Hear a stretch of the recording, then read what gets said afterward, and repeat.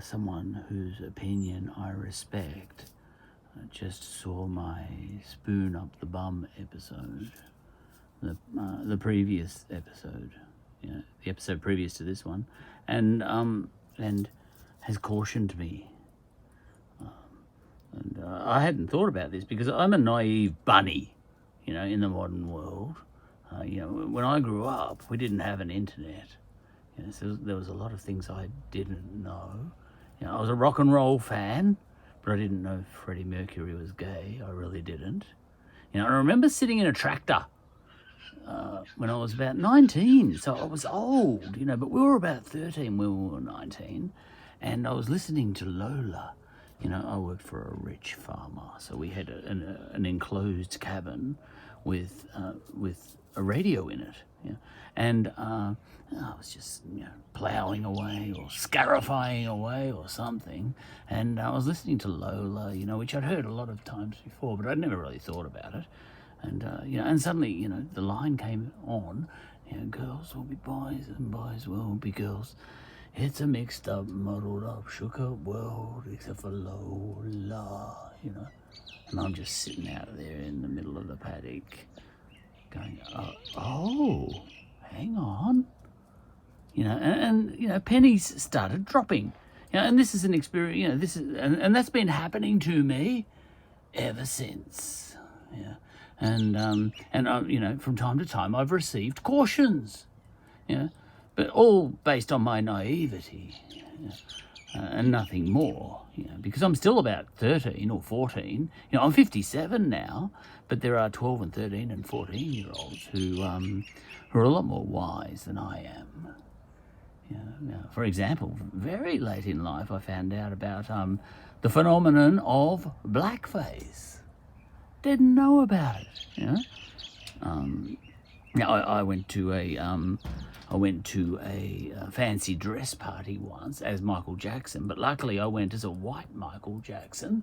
Otherwise, I'd probably be getting the sack now. I just didn't know about it until very late in my life. And there was something else I found out about recently. Oh, this was only last week. That the OK symbol, she's right. No worries, mate. No worries, mate. G'day. Yeah, I'm okay, thanks. That's a white supremacy symbol now. And I found out about that because recently a cop, some cameraman or something, just interrupted him, and was filming him, and he went, "Yep, no worries, mate. Yep, I'm all right, thanks." Yeah, and then he got in trouble for making a white supremacy symbol. Now, I fall in line every time I'm cautioned, and so should everyone else. That cop did the right thing. He apologized for making a white supremacy symbol.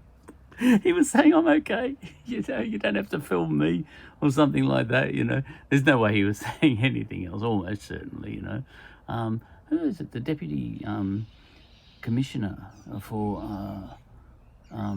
discrimination or something? What's his name? Postlethwaite? Sopplethwaite? He's got a complicated name. And he said, there is no way, that a policeman in this day and age, couldn't know that meant white supremacy, in other words, finding the poor cop guilty on the spot. I'll get back to the chickens in a second. G'day, Salt, how you going?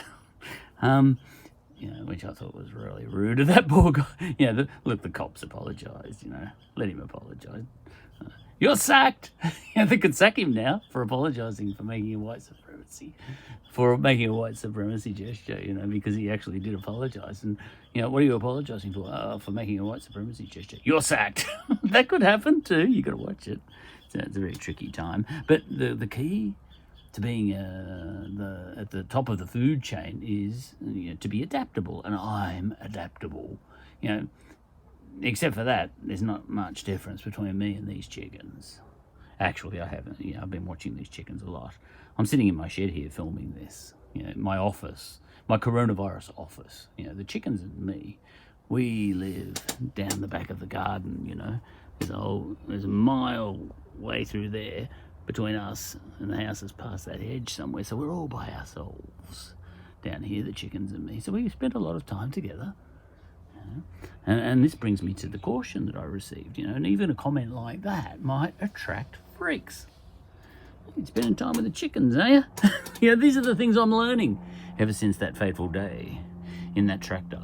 When I finally found out what the Kinks song Lola was all about. So, I'd like to, and I am adaptable. I'm above the chickens. I'm in the shed, and they're in a cage. But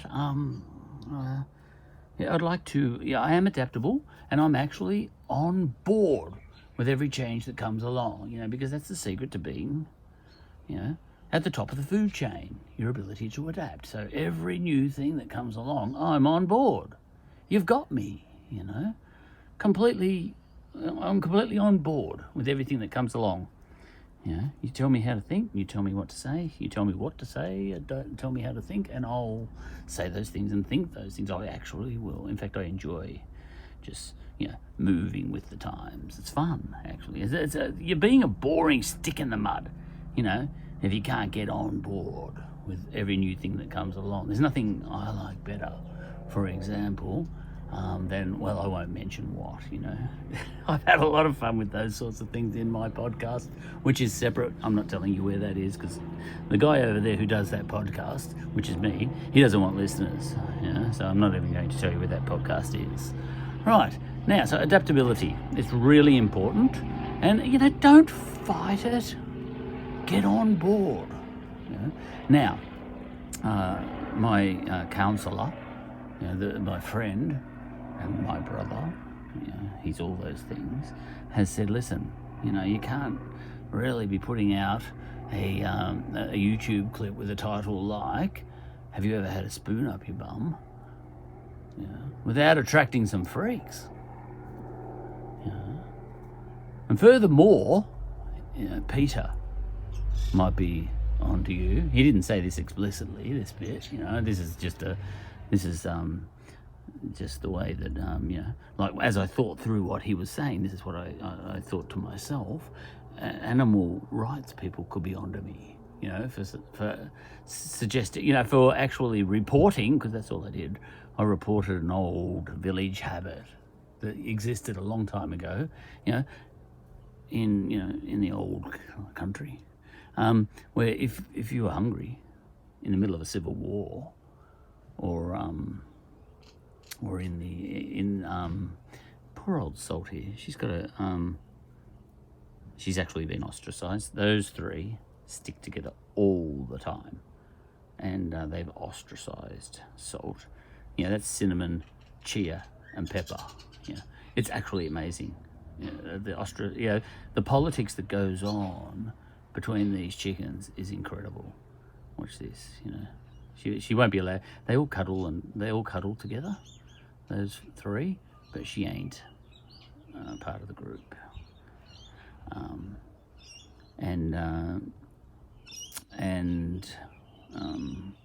that's that. There's also a pecking order, huge pecking order, all that sort of stuff. Anyway, what was I saying? Yes, my moving with the times. If you've got some advice for me, I'm on board before you're even finished. I'm not one of these sticks in the mud that, tries to oppose you. I'm not a Sam Newman that says, I'm not going to do what you say. I find it far more interesting and amusing and podcast worthy and YouTube worthy to completely get on board. Like, hey, Charlie, you really should be dressing up as a transvestite, otherwise you're making other people, you're making transvestites feel uncomfortable. And I'll say, yeah, all right, and I'll have to make my wife won't be able to get into the bathroom for the next 4 hours while I get all that gear on. Move with the times. This is what separates us from the chickens. Don't fight it, join it. Hell of a lot more room. There's a hell of a lot more scope for comedy if you just go with it than if you try and fight it. Don't fight it. Right, so there's that. Now, So it did occur to me that animal, I might have made, might have stepped in it, and in a couple of different ways. Number one, my brother and counsellor, they advise that a YouTube episode, as innocent as it might have been, in which I simply reported that back in the old country, if you were starving during a civil war or a world war, even, if you were starving, you had two choices. You either chopped the chicken up and ate it there and then, or you shoved a spoon up its bum, and you got the egg out. Now,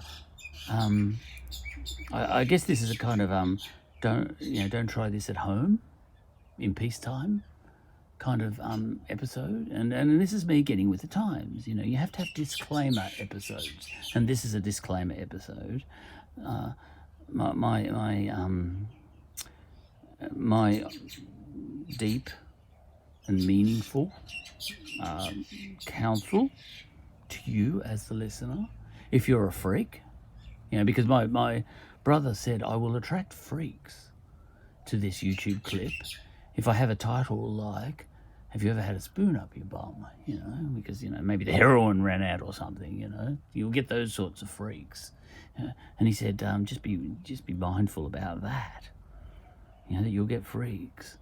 Not only watching something like this, but also giving that a go. So that's actually, it's not good advice to give people, because no one's responsible for him or her or itself, in this world. If you give people bad advice, like put a spoon up your bum. Now obviously I was just reporting what, Yaya back in the old country used to do about 100 years ago, a lady, when she was starving and she needed some egg, or an egg, and the thing hadn't laid yet that morning, and, the kid was starving. Poor little Georgie.